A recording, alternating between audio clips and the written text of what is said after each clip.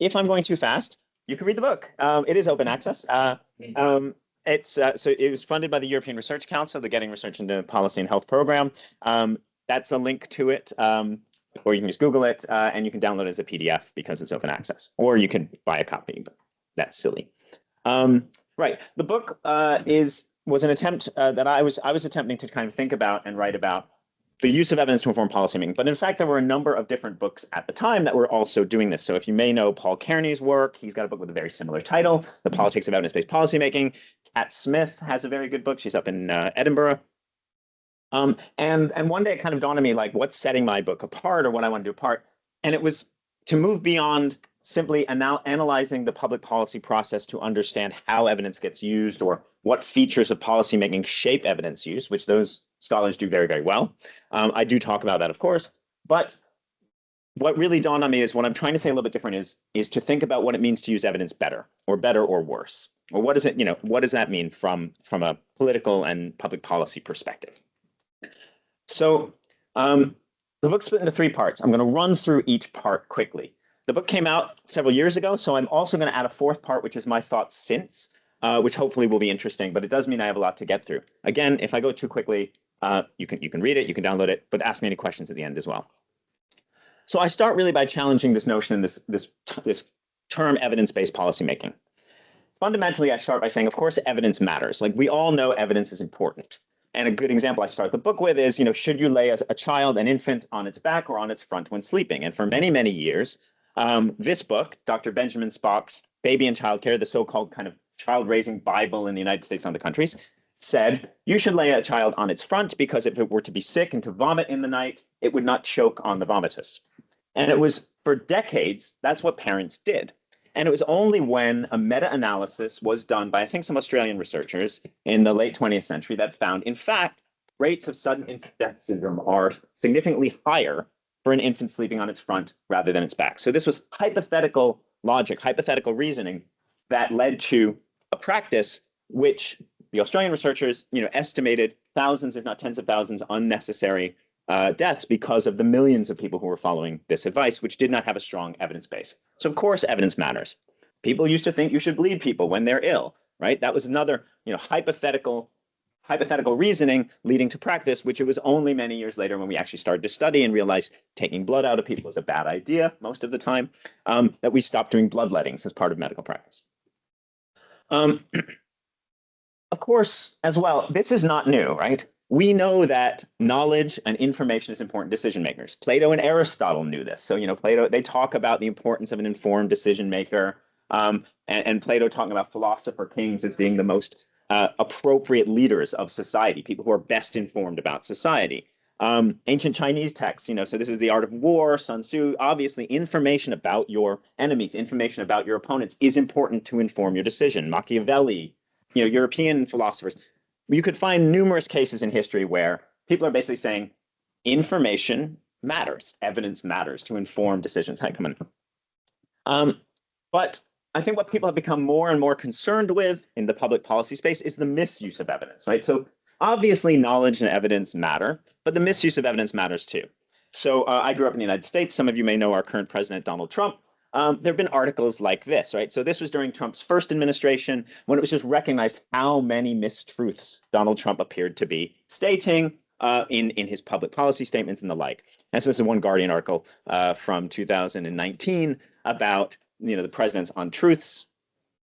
It all started so dramatically when he claimed he had the largest audience who ever witnessed it, and it was very clear he didn't, from photographic evidence and the like, but that didn't matter. And it continues to today, right? So this is just from last year, where he's making bold statements about, abortions in the US, but claiming that his political opponents are pursuing policies that just evidentiary, you could prove they are not doing. There's no evidence of this whatsoever. So we know that there's a problem where politicians and policymakers are misusing evidence. But it wasn't just Donald Trump who was, accused of misusing evidence. This is President George W. Bush, who was president, several years before, who many people argued was anti-science. So, here's a famous quote from Bush talking about the British government learning that Saddam Hussein, the Iraqi leader, had obtained quantities of uranium. Now, this was used during his national annual State of the Union address the president has to give to the legislature in the US every year to justify the second Iraq War and actually invading Iraq based on the threat of Iraq developing nuclear arms. MIT Technology Review, labels George W. Bush, the anti-science president as a result of this and others. And of course, it wasn't just in the US. So this is Michael Gove, who amazingly was the education secretary, I believe, at the time, who has a famous interview on the BBC with Faisal Islam, or unless it was Channel 4, basically arguing for Brexit. And he has this famous quote where he says, people in the UK have had enough of experts. And that became kind of a famous debate about, like, what does that mean to have had enough of experts? It's the anti-science approach of the then conservative government. So Islam says, what do you mean? And he says, experts from organizations with acronyms, whatever those organizations with acronyms might be. And he says, they always get things wrong. Faisal challenges him and says, what do you mean? Isn't this Trump politics? And he says, no, he has faith in the British people to make the right decision, make the right decision for Brexit. Now, what does that mean? Faith in the British people to make the right decision for Brexit. Fundamentally, I believe, he's arguing that people should go with their instinct. They should go with what they feel is right. And these international organizations, which were saying Brexit will be harmful to the economy, which it apparently has been tremendously, we shouldn't listen to that. We shouldn't listen to that evidence necessarily. So people have been very concerned about politicians, political leaders misusing evidence or making statements such as these. And we started seeing, 10, 15 years ago, people actually protesting. There was marches for evidence, marches for science, because of George W. Bush and then later for Trump. So this is from 2018, scientists being frustrated by public decisions not being based on evidence. You see people holding up, placards, good policies based on evidence. Other signs, what do we want? Evidence-based policy. When do we want it? After peer review. Which is funny until you've heard it like 18 times and then it kind of gets cliche. But, we started seeing this big push for evidence. And one of the things people were arguing is that there have been other governments which much more explicitly stated a need to incorporate evidence into decision making. And many, if you read books like the ones I mentioned, published in the UK, they'll talk about the Labour government and how in the 1997 Labour Party manifesto, when Tony Blair came to power, it fundamentally said that they're going to focus on what works, and what counts in society is what works. And it was seen as this deliberate push to integrate more explicit review of evidence to inform policy. And that's seen as a very good thing. I didn't start my timer, so 12 minutes in. Okay.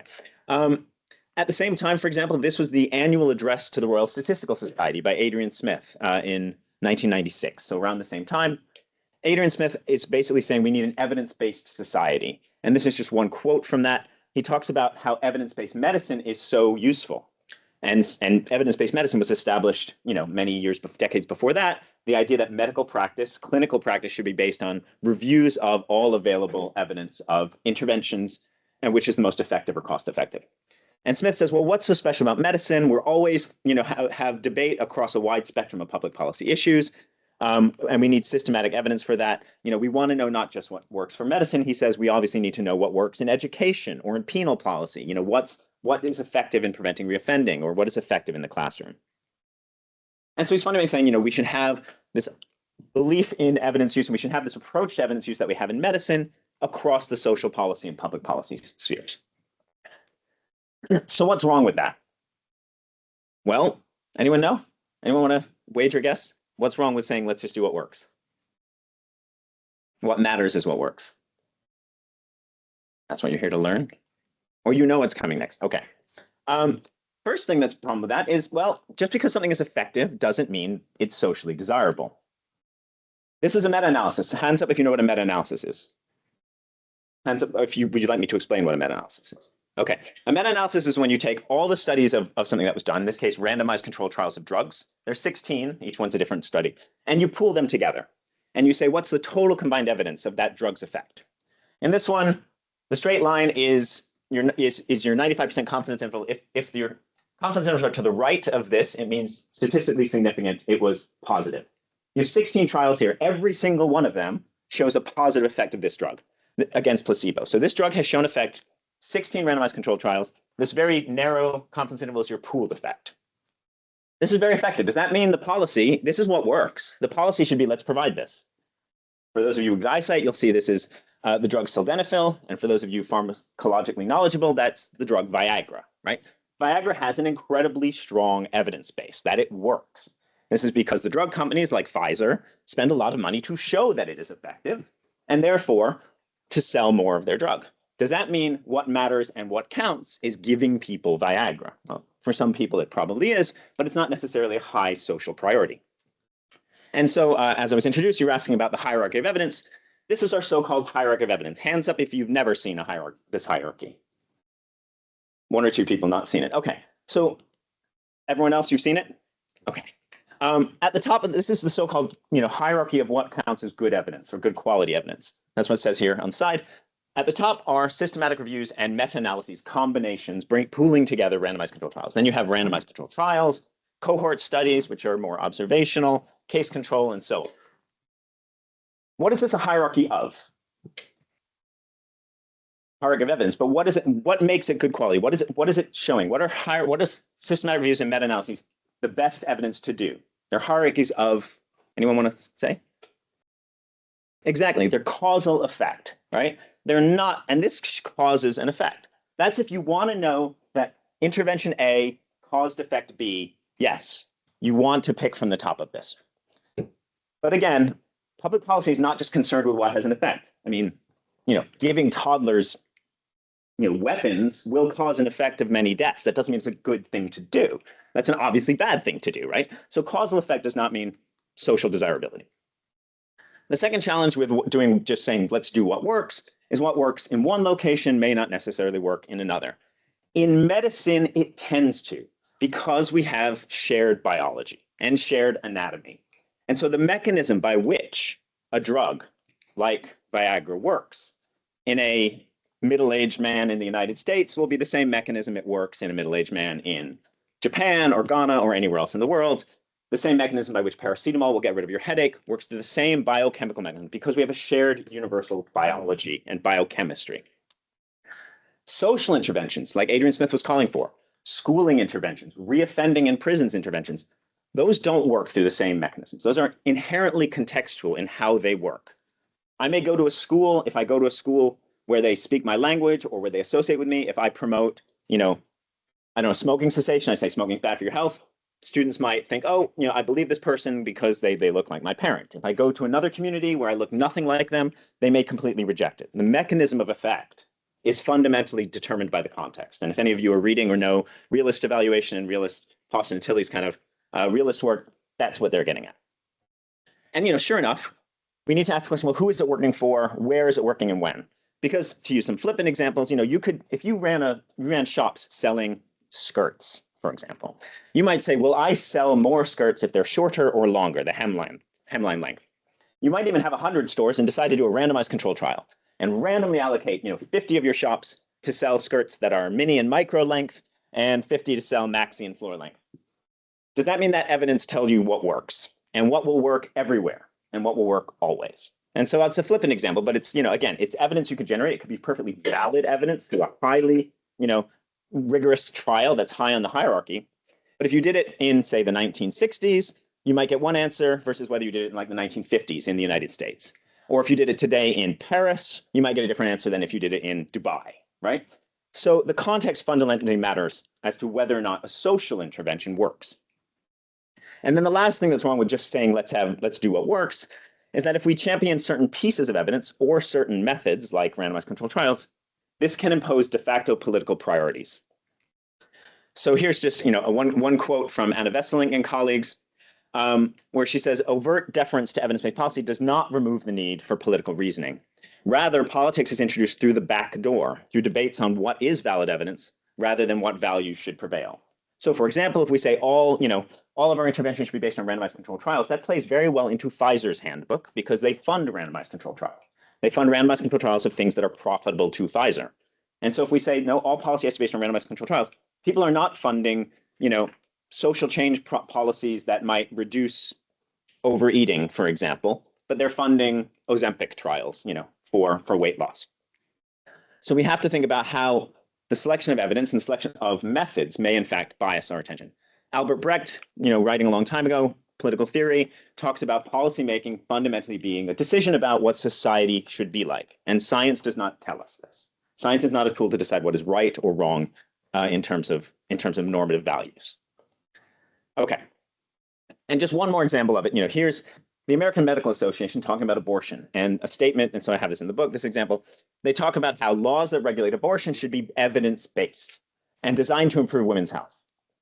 Now, personally, I don't disagree that women's health is important, and I don't disagree, and I'm aware of the abundant evidence that shows when abortion is not available or where it is illegal, women's health will suffer because women will have unsafe abortions, and it can lead to excess mortality and morbidity. But fundamentally, the debate in the United States about abortion is not a debate about the harms to pregnant women getting unsafe abortions. It may factor in slightly to some people's considerations, but it's fundamentally a debate about rights. One side effectively arguing that women have rights over their reproductive function in their body, the other side saying the unborn fetus has rights in and of itself inherently. That's a rights-based argument, which the American Medical Association is not touching on at all, yet they're claiming that the quote-unquote evidence-based policy is based on the evidence that they, as clinicians, fundamentally value, which is health. And so if we say it has to be evidence-based, this is the evidence base, we are de facto prioritizing that set of social values over the actual lines of contestation in the US. Okay, so coming to the end of part one here, basically what I say is that we have two communities really who are talking across each other when trying to talk about evidence. You have champions of evidence use, the people who are concerned with the misuse of evidence, the Trumps and the George W. Bush and the Michael Goves and the like. They're worried about evidence being ignored, being unscientifically designed, being cherry-picked, or simply made up. And they see this as manipulation and misuse of evidence. And then you have the critical policy scholars who are taking the line of, you can't just tell people to be evidence-based. Politics is political. Society is about a political decision about what's right and what's good.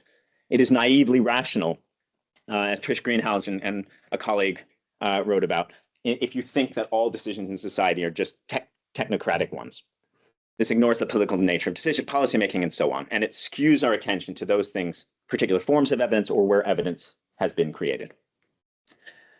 One group I say is concerned with the politicization of science, so science being undermined, unscientific because of politics. The other is concerned with the depoliticization of politics. Political decisions, which are about deciding what society should be like, we obscure the actual values. We obscure the political debates that need to be explicit from a democratic perspective. And I define these two in the book. I talk about one being called what I call technical bias, and the other I call issue bias. Technical bias is technically biased and invalid from a scientific perspective. Issue bias is about biasing our attention to certain issues or biasing our priorities based on which pieces of evidence we promote or which types of studies we promote. Technical bias, I think, is pretty obvious. When Lucky Strikes tells you that 20,000 physicians say it's less irritating on your throat, that's probably not technically valid. When the alcohol industry mislead the public about cancer, it's probably deliberate manipulation of evidence. When the pharmaceutical industry, so this is a notorious case, when the pharmaceutical industry basically misrepresents their findings to show that suicidal tendencies were not as prevalent in their adolescent antidepressants and then sell millions of dollars worth of adolescent antidepressants until someone comes along and reanalyzes their data. This led to the largest ever fine, several $billion of a drug company in the US. So we know that, and these are all kind of linked to corporate actors, but there are many others examples. Issue bias is a little bit, harder to get one's head around perhaps, but hopefully I'm explaining it clearly enough. It's basically how a piece of evidence or several pieces of evidence that may themselves be scientifically valid can bias our political decisions by focusing us on what works and telling us that's what's important. And here's another American president, and not a Republican one. This is Barack Obama. Barack Obama was criticized by some when he decided that the US government should not be funding so-called morning after pills, or Plan B, as it's called in the US, despite the fact that the Food and Drug Administration in the US had recently released a report saying it was safe and effective at any age. And the Obama administration said, we're not going to have government subsidies and funding if under 18-year-olds want to have it without consultation of their parents, for example. And eventually, a judge even ruled in and said, no, this is the evidence-based policy based on the Food and Drug Administration is to provide it. But fundamentally, I saw this as a big challenge. This was fundamentally arguing that the president in the United States, who is meant to be making value-based judgments as an elected representative official, cannot do that.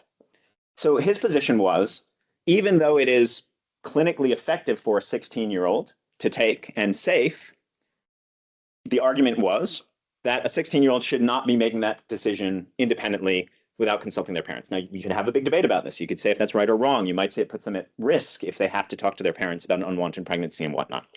But that was his position.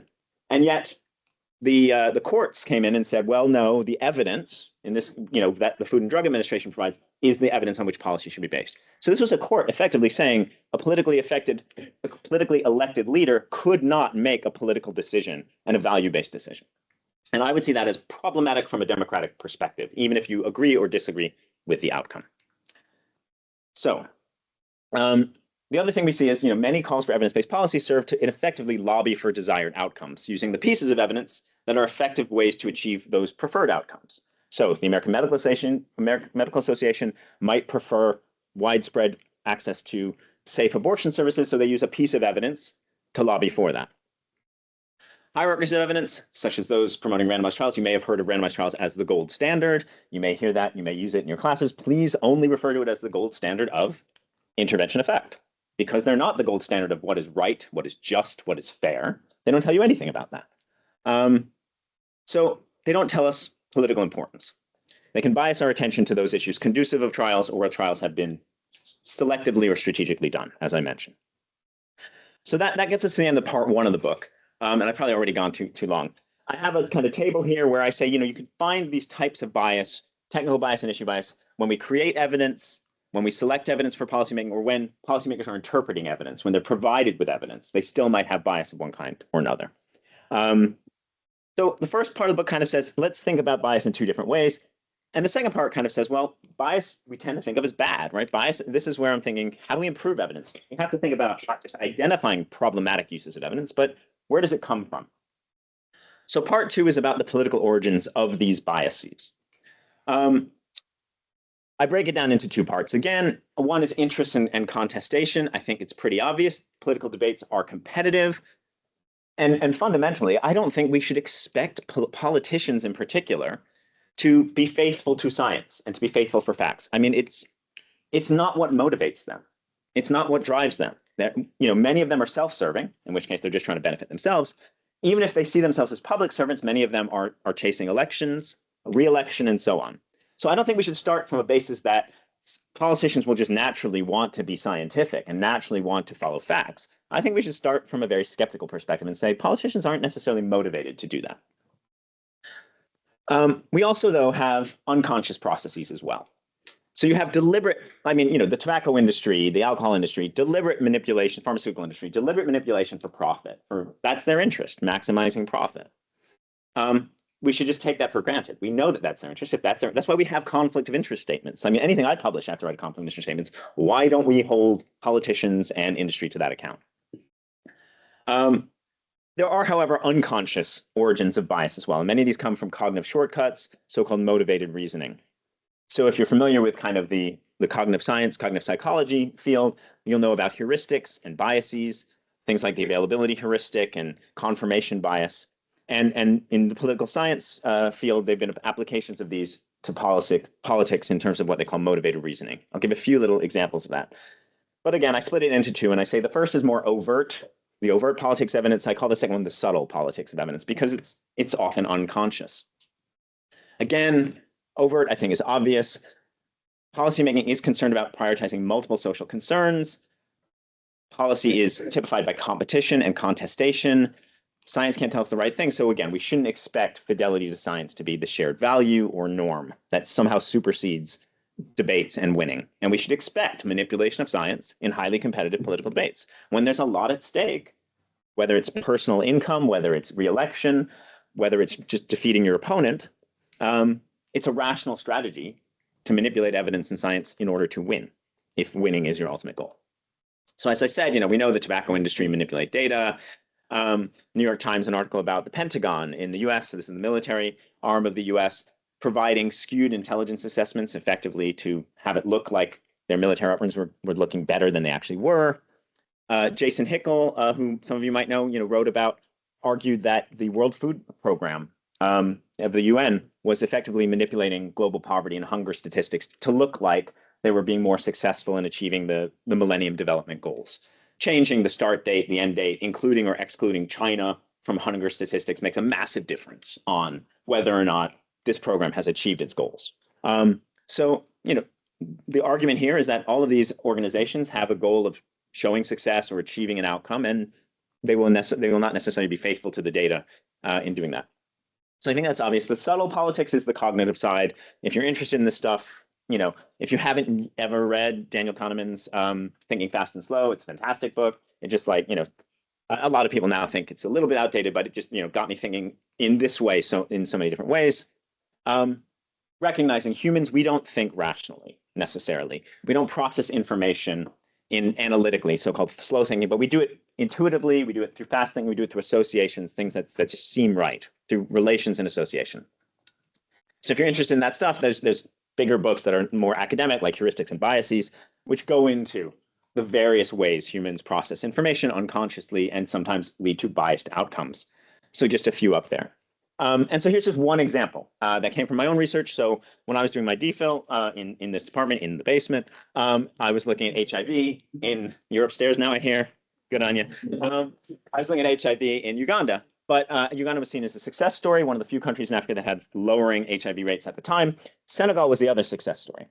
And this is just one article which quotes Peter Piot, who was the head of the UNAIDS program and then led the London School of Hygiene and Tropical Medicine for a while, talking about Senegal's recipe for success. So Senegal basically, while Uganda had a relatively high HIV prevalence and saw it coming down, Senegal never had a high prevalence at all. It always stayed very low. And Senegal had, as you can see highlighted here, it says the reasons for the success is because Senegal's early response to the disease, vigorous preventive action, care of AIDS patients, mobilization of people at all levels. The president was very open. And so the conclusion was Senegal was successful because of this policy, because of this approach. And sure enough, if you look at a graph of HIV prevalence in African countries over time, this is just a few select countries. You've got Botswana, Zambia, Tanzania, and Senegal. The difference in HIV prevalence rates is striking. So this is percent of the adult population who would test positive for HIV. I met earlier today. You're from Malawi, is that right? So there's a problem with this. One of the problems is, what are we comparing Senegal to? Now, it's instinctively, if you think that early action and presidential action is a good thing, it instinctively makes a correlation in your mind that must be causal for the low rates of HIV in Senegal. How far is Senegal close to Botswana, Zambia, Tanzania? How far roughly would you guess? You live in the region in Southern Africa. Yeah, Senegal is as far from Botswana as it is from Iceland geographically in terms of flight time. Fundamentally, there is very little HIV in West Africa. So it's kind of this illusory correlation that you just assume it makes sense. As a sub-Saharan African country, it would have the same risk patterns, but it does not at all. If we put on the same graph all the countries that border Senegal, many of which did not have an early active political response, these are the countries in the region. There's just not a lot of HIV in West Africa at the time, or still. So you have this unconscious bias as well that can come out. And so, incorrect uses of evidence, incorrect policy recommendations, potentially, expecting certain actions to have effect, which only might have come about because, well, there's not a lot of HIV there in the first place. As I said, some political scientists, I'll skip over this really, have linked these unconscious biases to what they call motivated reasoning. People like Dan Kahan and others, where basically we interpret negative information in relation to our political affinities. Political candidates we interpret in a positive light or vice versa. Daniel Kahn has some really interesting papers about a decade ago showing that the more intelligent people are, the more biased they will be with their analyses because they will use their greater numeracy in order to draw conclusions in a biased way that is more in keeping with their in-groups, for example. So we use our knowledge and our skills to overcome cognitive dissonance. If we see a statistic that we don't like, so for example, if you believe abortion should be restricted, but you see data that shows more women will die, you're in a state of cognitive dissonance. The more intelligent you are, the more you'll find loopholes in the data in order to overcome that cognitive dissonance. And we have pressure to maintain our position within our in-groups. And so the more skilled you are at misinterpreting data, consciously or unconsciously, you will do that more in order to not offend your in-group. So ultimately, the second part of the book says we want to understand the origins of both types of bias, technical and issue bias. And so we can apply these kind of cognitive political insights to bias. By understanding the origins and mechanisms, in theory, we could predict where biased uses of evidence are going to come about. Like I said, I don't think we should just assume in highly competitive political debates anyone will be faithful to science necessarily. And so in theory, we could be better prepared to mitigate them. I talk about breaking it down into issues of complexity of an issue, contestation, or polarization. I won't spend a lot of time on that, but in theory, some issues are complexity can mean different things. Some are complex in that they have elements of uncertainty. If things are uncertain, certain unconscious biases come out. There are other aspects of complexity which are just complicated. They're not uncertain, but they have a lot of elements. If they have a lot of elements, people will start to value different pieces of elements. If they're uncertain, people will start to make unconscious associations to fill in the missing pieces. They're different cognitive processes, but the nature of the complexity might affect how bias comes about. When there's contestation, things are more important, and the more polarized, we'll see these issues of identity protection and the clustering of values in order to maintain your in-group. And so the more polarized the society is, there are fewer middle positions. And so if you do point out a piece of evidence that is against your in-group's position, you have nowhere to go. You become ostracized. You have to go all the way down. If you're in a multi-party system where there are lots of middle positions, you might expect less of that in-group protection and biased use of evidence to protect your in-group position. So then here's a slide, and I won't go through it all in the interest of time, but basically examples of technical or issue bias in relation to each of these kind of different categories. Polarization I break down further, and you have polarization of the issue, or you could have polarization of the kind of populace itself. And how it might then trigger certain unconscious or conscious biases or not. At the time I was writing, I was really hopeful. There was 1 or 2 articles about debiasing, like can you prime people so that they don't have that unconscious bias? And this is one paper I saw from 2012 about it. I haven't seen that much more come out of it. I haven't seen that many kind of studies showing that really easy to debias people, that they don't protect their in-group or they don't react. But it's a really nice paper by Lewandowski, has this infographic about what can you do if people are the familiarity backfire effect, that if people repeat something false, they get so familiar with it they believe it. How do you mitigate against that, versus worldview backfire, that if you challenge people too directly about something they deeply believe, they just blank you out completely and they dig in further. Different biases, different strategies you might want to do, but I don't know how effective they are. So that takes us to part 2 of the book, which is kind of where do these biases come from. The third part is then, what do we do about it? And it's moving towards what I call the good governance of evidence. And that's like, to get at this question, what does it mean to improve evidence use? I don't think there's an easy way to say a policy is based on evidence. I think that's too problematic a term, too oversimplistic a term, when you have multiple social concerns. And when certain pieces of evidence might not apply anyway. So it's really hard to say what is evidence-based policy, but we can talk about, well, what does it mean to use evidence better? To say something is done better, you need a value system. You need to have normative principles to say something is better or worse. And so I go back to where I started, where I said you have these 2 communities, and say, well, you have 2 normative sets of beliefs here. You have principles of scientific good practice. Evidence should be appropriate to policy needs. Evidence should be used in rigorous and valid ways. Evidence should be of high quality. Those are all scientific principles that if you violate them, in theory, you're not doing good science. You're not providing appropriate or good science. And that's about effectiveness and about outcomes. The second set of principles, which gets at kind of the political nature of decision making, are democratic principles or representation principles, if you want. And so this gets at the idea that, well, the people using evidence have to have some kind of mandate to do so. They have to be legitimate leaders, and you need some kind of transparency in the system. You need to have some kind of public deliberation to decide what is the right thing to do, what is the right process to follow. So this is about legitimacy and processes. So we can ask, what is good evidence for policy? If it's not a hierarchy of evidence, because that's just a hierarchy of causal effect, what is good evidence for policy means shifting away from hierarchies to think about what is appropriate evidence for policy. So we recognize, for example, that there's a lot of evidence out there. It can address any number of policy concerns, but only some of it is the policy concerns at hand or the policy concerns that are seen to be a priority at this point in time. So there's a subset that matters. Sociology of knowledge people will say, well, evidence can be constructed in many different ways, but only some constructions of evidence actually will be useful for the policy decision. So you can design your studies in different ways, you can choose your variables, but only certain constructions are useful based on the policy concern at hand. And then philosophers of science will talk about, a lot of them were talking about the contextual application and the, internal versus external validity or generalizability, however it's talked about.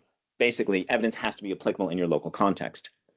And really, it's only the overlap of those three, which is the right evidence for your policy decision. Only when evidence is addressing the policy concerns that are seen to be relevant and priorities, only when they're constructed in useful ways, and only when they're applicable in your local context, can they be seen as appropriate evidence for policy. So it's shifting from hierarchies to appropriateness. Now, it doesn't mean quality doesn't matter, right? Quality still matters, but it has to be appropriate to the policy at hand before you then judge quality. So if you're thinking about an intervention, like a clinical intervention, you do want to have randomized controlled trials, and you want to have a meta-analysis, if possible, of those randomized controlled trials. But if you're concerned with, say, justice or fairness, or what, or whether or not the public support the idea of something, like should people be free to smoke, as opposed to just the medical harms of smoking, that's a different type of evidence you need. Now, you want to have high quality evidence. You might have to do a survey. And there are ways to do surveys well, and there are ways to do surveys badly. So you want to have a representative survey. You want to have it, unbiased in the questions it asks and so on. So you will apply different evidentiary principles depending on the evidence that you're using. The nature of the evidence will demand different standards of quality. So good evidence of policy I would say is appropriate evidence of high quality, quality being judged by the nature of the evidence itself. Second question in the third section of the book is, what is the good use of evidence, though, from a policymaking perspective? And that's this legitimacy angle. If we think that policymaking should be representative and accountable to and serve the public interest, then it has to be legitimate from certain principles. Political scientists sometimes divide up what they call input, output, and throughput legitimacy. Input is how these decisions are made. Are they made by the people, some kind of representative of the people with a legitimate position to represent and steward the population? Output legitimacy is decision making for the people. It's the outcomes. Does it actually serve the public interest? Does it actually achieve its goals? And then the third that some people have added is throughput legitimacy. Are there accepted processes? The actual decision making process, is that acceptable as well? And we can apply that to the use of evidence. So we can build, and the book kind of has this legitimacy framework. Some of this is also in an associated paper. So these tables might appear in the paper, not the book in their exact form. But input legitimacy is concerned with democratic representation. Throughput legitimacy is about deliberation during the process, and output is about the actual outcomes, and scientific fidelity in achieving those outcomes. And where do we see that represented if we're thinking about evidence use? Well, it's built into systems of evidence use. So I talk about evidence advisory systems. You might call them science advisory systems, science ecosystems, but basically the institutional structures and processes and norms that function to decide which pieces of evidence get decided for whom and for what issues.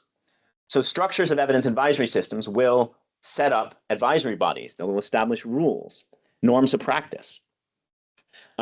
They will operate. The throughput legitimacy will come. How do they operate? So NICE in the UK, the National Institute for Health and Care Excellence, many of you know, advises the NHS and does reviews of medical interventions.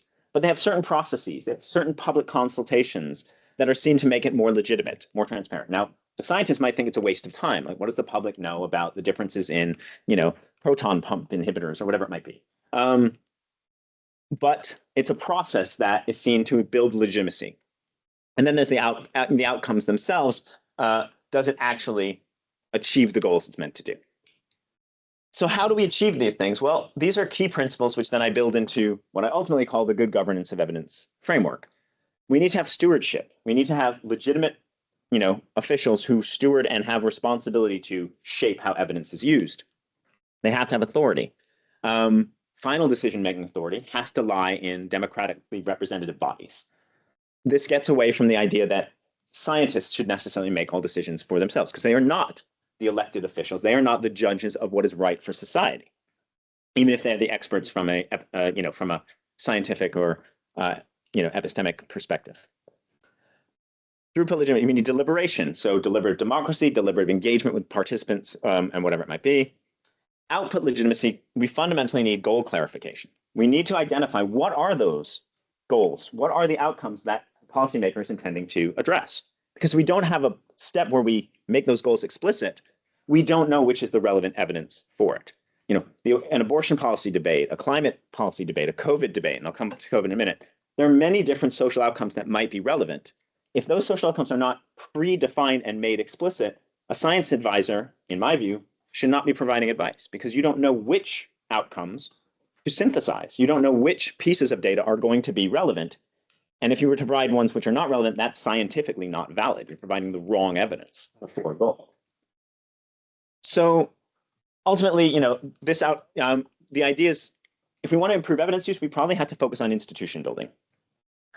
Now, evidence provision to governments takes many forms. We have in-house planning offices. We have semi-autonomous bodies like NICE would be seen as semi-autonomous. You have external bodies, academic advisory bodies, and so on. But ultimately, as I said before, evidence advisory systems, if we want to call it that or think of that, they set the structures, the rules, the processes, and the norms which dictate things like which types of bodies of evidence are consulted, which evidence is collected, whose interests are being represented, which stakeholders get involved. So there has to be some form of structure in place. Now, there's going to always be trade-offs in these things. That's why most countries, you don't see the same system. And the next project I'm working on, which was introduced at the beginning, is looking at 4 sub-Saharan African countries to compare their systems, to kind of say, well, it's Kenya, Uganda, Malawi, and South Africa. No, not South Africa, excuse me, Malawi and Rwanda. And we're comparing their evidence advisory systems and say, for health is the field I work in, but like, how are your institutions set up? What sorts of questions do they work for? Which sorts of issues do they highlight? Which do they not? Ultimately, which is why this is in the subtitle of the book, evidence systems govern the use of evidence for policymaking. And it leads me to this kind of framework, which is kind of where the book sort of ends, to say, here's a good governance of evidence framework. If you want to think about improving evidence use, you can think about how do you improve the governance of evidence? Because evidence is used in many different ways. Now, just like governance of a country, there are many different ways you could define good governance, and there's going to be debates on that, and there'll be different frameworks. The UN has one framework for good governance, the World Bank has another framework for good governance, the EU has another framework for good governance, but it boils down to sets of principles which can be used to judge is something being done well or not. And with evidence, some of these are scientific and technical principles. So being systematic and rigorous, high quality evidence, those are scientific principles. Some of them are political or democratic principles. So having public representation, transparency, accountability, and those sorts of issues. Post-COVID, I would have added probably rapidity or speed of response might be a good principle because it became very important at the time. But this came out before COVID. And then the book and the last thing the book says is if you want to improve your systems, we need steps to do that. And I talk about a process of what I call guided evolution, because it's fundamentally institutional change. And if you study institutions, you know that institutional change is often incremental. So we rarely build new evidence advisory systems from scratch. We need to fit changes within the existing structures.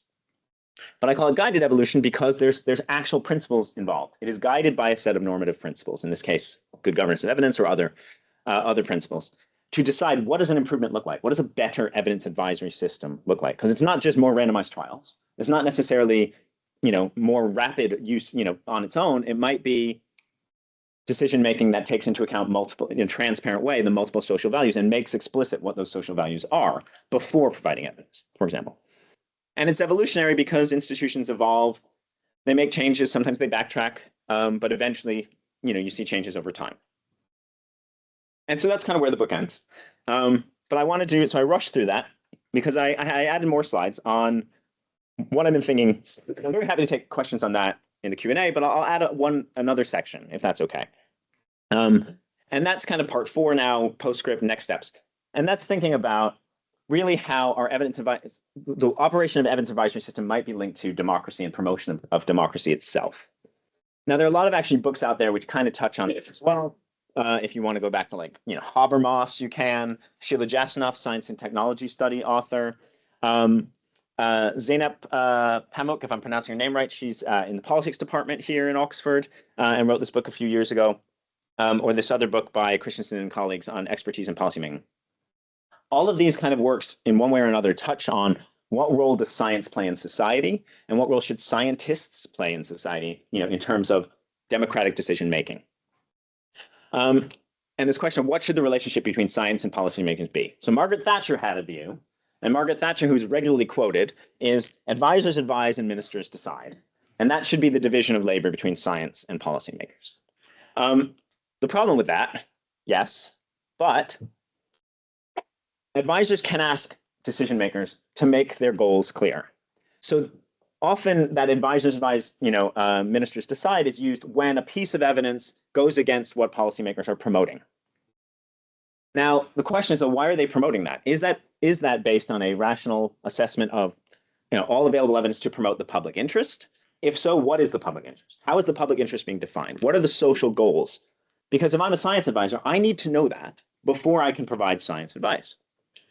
And what I don't think we often have, but I think we could push for in our evidence and science advice is basically providers of expertise, science advisors can insist on clarification of those goals as a procedural step and say we cannot be scientific unless you tell us exactly what your goals are and what you're trying to achieve. Now, evidence systems could possibly mandate this and say not necessarily has to be the place for it, although it could be, but to say it has to be made transparent and clear before any science advice can be provided, or else there's no way to know if that science advice is valid. It's a necessary step to make sure the science provided is appropriate. It elucidates or determines the value choices and trade-offs. It provides a direct point of scrutiny and accountability, as well as space for democratic engagement. Now, politicians don't usually like that. They don't like being held to account and pinned down on exactly what trade-offs are you trying to make here. And so if you're watching the news today, there's this man who was being grilled, about the COVID response. This is all today. If you're watching on BBC News, it's just update about Boris Johnson talking about the closing of schools during COVID. Now, the closing of schools during COVID is one of these interesting cases, a fascinating case about science advice. So Johnson used to stand up there with the chief science officer, and talk about following the science. But what goal is being pursued here with school closures? Because unless you actually know the specific goals being pursued and the trade-offs you're willing to make between them, what would the correct or so-called evidence-based policy be? You might be trying to minimize infection rates. You might be trying to minimize hospitalization and death rates. You might be trying to minimize educational impacts on children. You might be trying to minimize inequality because low-income children suffer much more when schools are closed. But none of that was actually made explicit. And so during the discussions in the today, many of these things are coming up, but they're not being laid out in a way that you could judge or clearly identify which it was. So Johnson says, he's being critiqued that there was no planning. So this is the issue. Like if you're planning school closures, you need to be able to know what's your goals, what's your trade-offs, what are you trying to do? And Johnson says things like the government focused on delaying the peak of the pandemic. Okay, that's your goal, delay the peak of the pandemic. What's the appropriate policy for that? You can get scientists to say, how do we delay the peak of pandemic? But is that all you're concerned about? Is that the evidence-based policy to delay the peak of the pandemic? Because Johnson also says it was a personal horror for him, which I believe him deeply, to close schools because he thought children would be so deeply affected. And he'd worry about how they would bounce back and cope. Okay, so is that the social goal? To minimize the impact on children because closing school will damage their life chances. Okay, if that's the case, then we're going to pursue a different policy with different pieces of evidence. And then he says something which actually I completely agree with. He says, when the facts change, you have to change the policy. And I completely do agree with that. And COVID was really interesting from an evidence and policy perspective because it was so uncertain and things were evolving. And so we can ask the question, which I don't think my good governance evidence framework incorporates well enough, is what would a good system be for an uncertain, rapidly evolving case? Like what would be the right process to follow? How often should you revisit your evidence base? How often should you restate your goals? But I think when it comes to schooling and COVID and like, we don't have that clear statement of goals to begin with. Now, again, Johnson doesn't, and politicians don't want to state their goals because for different audiences, you can emphasize different elements to it. But if you had an explicit say, look, this is the threshold for hospitalizations we're willing to reach. We'll take, every 3 months, we'll take a reassessment of the infection rate, how much it drives through schools. And if schooling leads to tipping over that, that's going to be our point. That would at least be transparent. We can at least hold them to account and say, do we agree with your values in that or not? But that explicit goal clarification was never really made. And so you go in circles and you go in kind of, in one statement, you're emphasizing one set of values, in another statement, you're emphasizing another set of values. this can lead to problems. So some of the other books I mentioned talk about, the challenge in scientific authority. Kitcher talks about the problems in erosion of trust in science. And here's just one quote saying, the deepest source, so this is probably a decade or more ago, the deepest source of the current erosion of scientific authority is insisting on value freedom of genuine science while attributing value judgments to the scientists whose conclusions you want to deny. So certainly we see that with Donald Trump. Any scientist who's stating something he doesn't like, he claims is politically biased and has their own value judgments which go against the public interest. But at the same time, Kitcher says, but we have this naive assumption that all science should be valueless. Now, is it wrong for a policymaker to deny the conclusion of scientists? Is that always wrong? I think there are better questions we can ask, right? We can ask, is the politician actually acting in the public interest? So if Donald Trump says that Anthony Fauci, who is a terrible person and we shouldn't listen to his conclusions, is Donald Trump acting in the public interest? Are the scientific conclusions of Anthony Fauci being presented in terms of the public interest, or are they serving a goal that is just not relevant? If it's serving a goal that's not relevant, then it probably makes sense to dismiss that conclusion and say that's not our goal today. You can come with the best evidence that expanding your malaria prevention campaign to certain rural parts of the country will reduce malaria rates. If the government says that's great, but I don't have the budget for that, I'm spending it on schools this year. Is that not an evidence-based policy? Is it not a valid dismissal of the scientific expert? If that leader understands the evidence and is making a elected representative judgment on political priorities, I would say that's okay from a democratic and scientific perspective to dismiss that. But if someone says, we should spend more in this area, and they say no because my voters don't live there, I would say that's not a good way of, from a democratic. It violates a democratic norm. So we can ask better questions about that. I mentioned Zeynep Pamuk, who's in the politics department here, if I'm not mistaken, also writes about, and a number of the books I said, write about the role of science, and again, critical of the idea that science is valueless. And so she says, the problem is that the influence of science over politics operates, it's taken as background that it's technical knowledge rather than part of democratic deliberation over ends, meaning the goals of society. It says democratic scrutiny should be directed towards exposing the values and assumptions of science. Now, a lot of these scholars really are talking about the values embedded in science and how we have to be more deliberate about that. We have to be more explicit about the values embedded in science. My stuff and what I've talked about so far is a little bit more about the values of decisions and values of decision makers and how that chooses science, but they overlap a lot. But one book which I quite like a lot is this one by Christensen and colleagues, which use this term of moral experts. So I'm thinking about, how do we improve science, the relationship between science and science advisors and decision makers from an institutional perspective. And they talk about moral experts. And what moral experts are not are people who tell you what is moral. And this is what politicians, and this is the, advisors advise and ministers decide.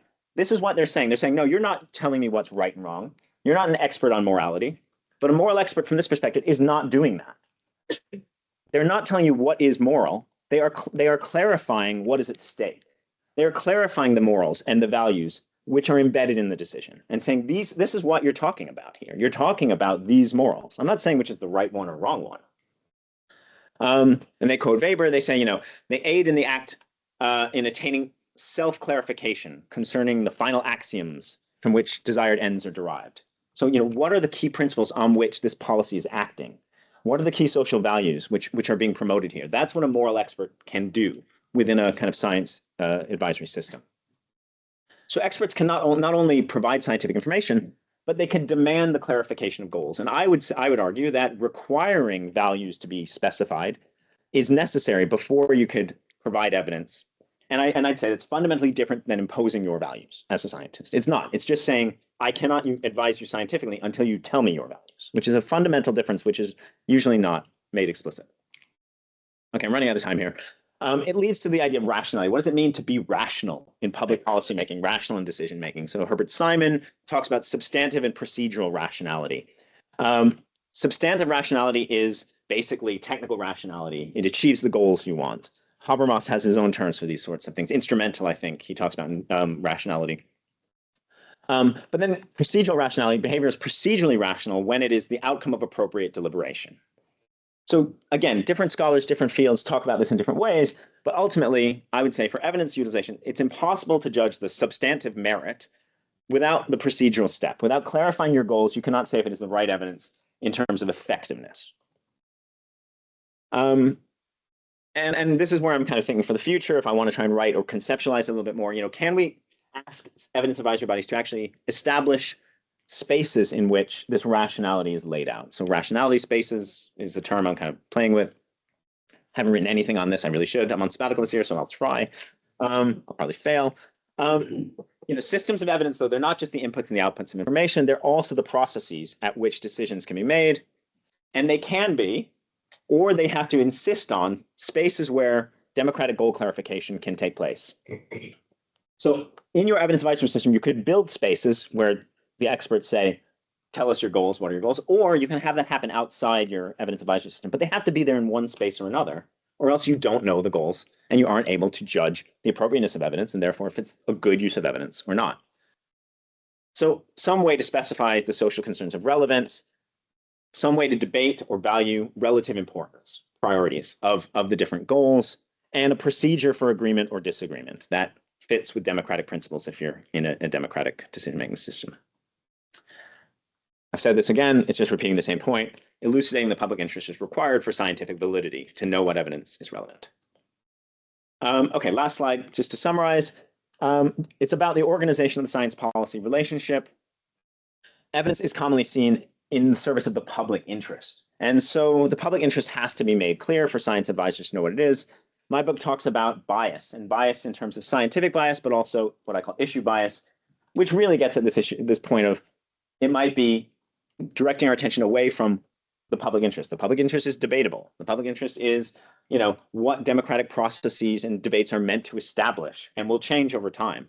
But that process has to be explicit. Appropriate evidence for policy would be that which helps choose the most effective means to achieve the goals which are legitimately established. It's scientifically flawed to use evidence to achieve other sets of goals. And the good governance of evidence is one framework, which probably needs updating, but a set of normative principles to help think about the systems of science and evidence advice, how to design them to strategically enable this. Okay, I'll end it there. Links to, I don't know, ResearchGate. I took off my Twitter. I haven't tweeted in years because someone bought it and wrecked it. Yeah, another book came out, which is more kind of case studies. Thank you very much.